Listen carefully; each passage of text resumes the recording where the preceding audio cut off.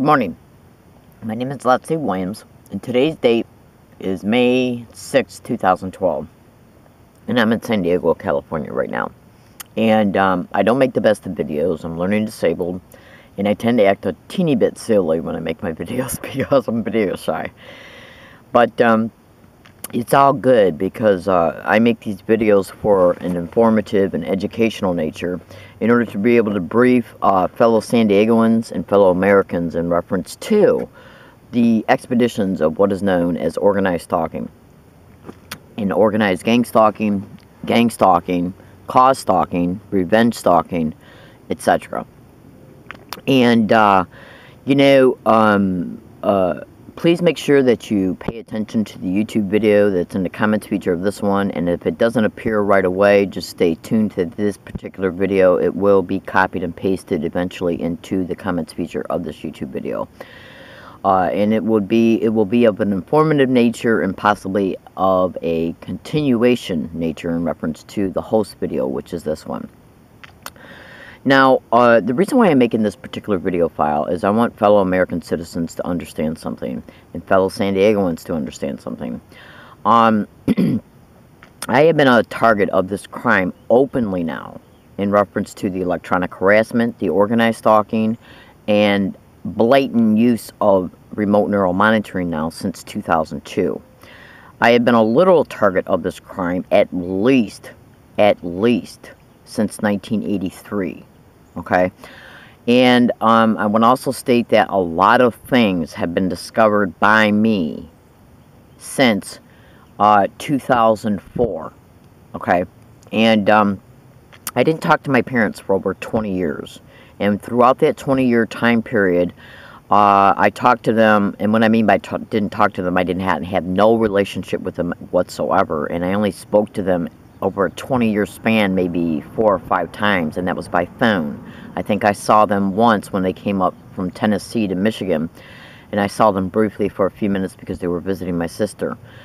Because of abuse that had occurred towards me by them in my childhood and my young adult years, and even one time when I decided to forgive them and speak to them and went down to Tennessee, and they even had the literal audacity to engage in physical abuse.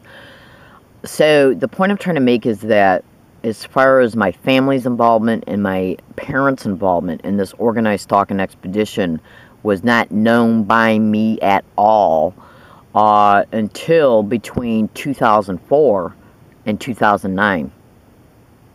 Because I had to connect the dots in reference to things they did between 2004 and 2009.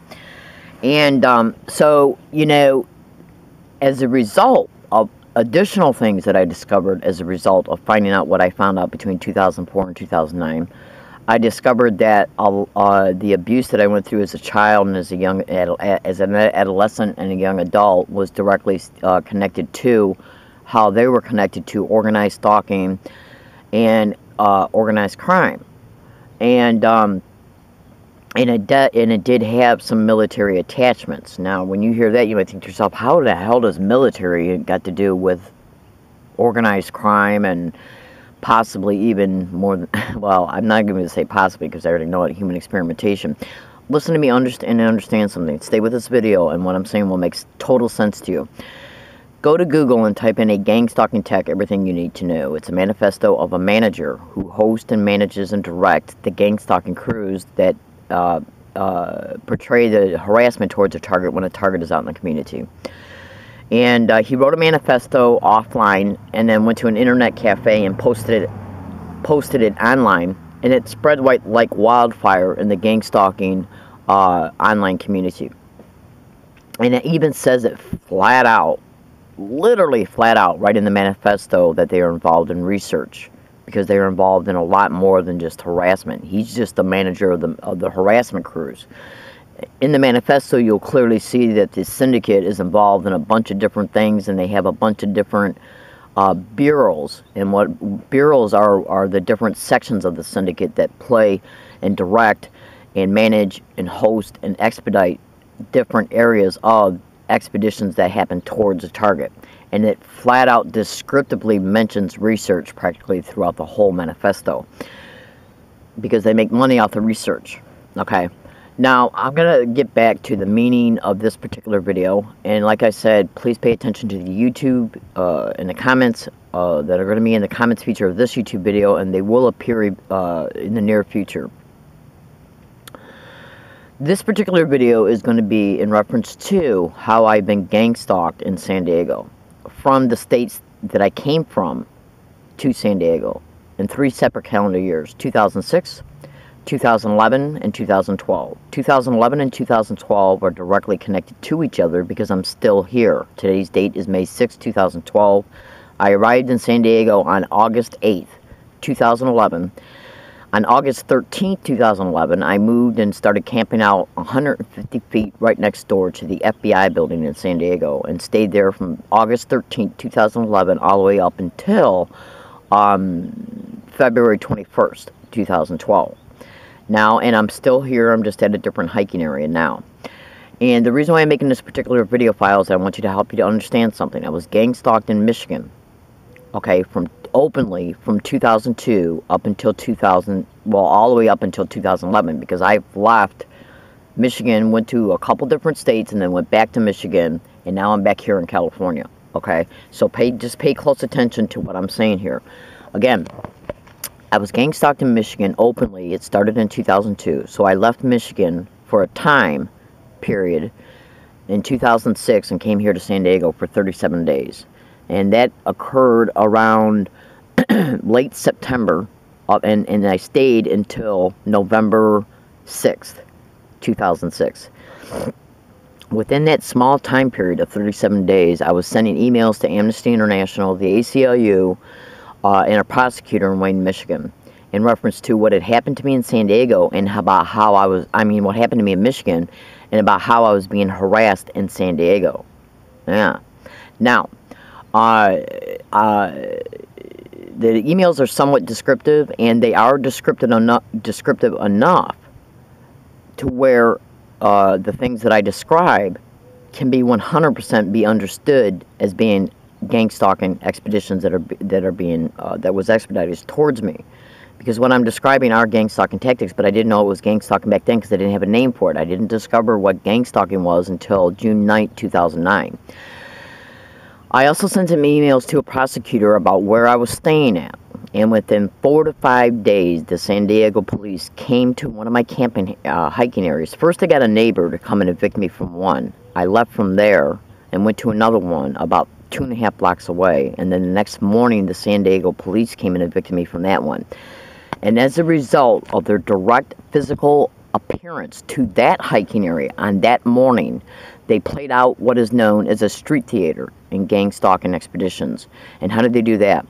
I was being remotely neurally monitored and remotely neurally manipulated, and I was being subjected to electronic harassment and organized stalking in 2006. And as a result of the electronic harassment, I believe that I was just being gang stalked from Michigan to California, because the same voice algorithms that is put inside that electronic harassment that is transmitted towards a target are used towards a target no matter what state they go to, because it's a nationwide syndicate. When a target moves from one state to the next, all they do is transfer the harassment protocol that's been brought about towards a target to the syndicate the state that the target's going into. So I believed it was just the same people that harassed me in Michigan came to San Diego, okay? And so I was making a lot of emails. I sent them to Amnesty International, the ACLU, the prosecutor in Michigan. As a result of this, I believed I was stalked from Michigan to San Diego. It wasn't. The Michigan syndicate paid the San Diego syndicate to take over for the scheme, and it literally states it in the manifesto that they are a nationwide syndicate. And if you do research online, you'll see that hundreds of thousands of Americans are experiencing this right now in real time, and a lot of them are blogging and YouTubing that then when they move from one state to the next, the same thing happens towards them. Now, I was being subjected to electronic harassment in 2006, and as a result of the same voice prints being transmitted towards me that I heard in Michigan, I believed it was just the same stalkers that followed me to San Diego from Michigan. On the morning the San Diego police came to my hiking area, I did not hear no electronic harassment at all. At all. Okay? So I just dismissed it. I was happy about it, but I just dismissed it because I didn't know the San Diego police were coming. But when they came and approached me, it was a woman. She came and approached me. She came down a hill. I was in the bottom of a hill, and she came down from the top of the hill and said, "What are you doing here?" And I said, "Well, I'm camping out." And she goes, "Where are you from?" And I told her. And then right in the midst of that conversation, on her radio dispatch, on her belt, a person over her radio said, "There's no need to worry anymore. The stalkers are gone." For me to hear. Yeah. Then the San Diego police officer went on to tell me that I had to leave, and that is there any more options that I could possibly exercise in order to get myself out of the situation. And why did they do that? Because they knew that I was thinking about going back to Michigan. I even wrote a letter the night before in my tent. Yeah, I was being remotely neurally monitored. Now, I have already proved I'm being gang stalked out here again in 2011, and recently, I've just been able to undeniably prove that I'm being remotely neurally monitored based on what they did on April 29th, 2012. Hang on.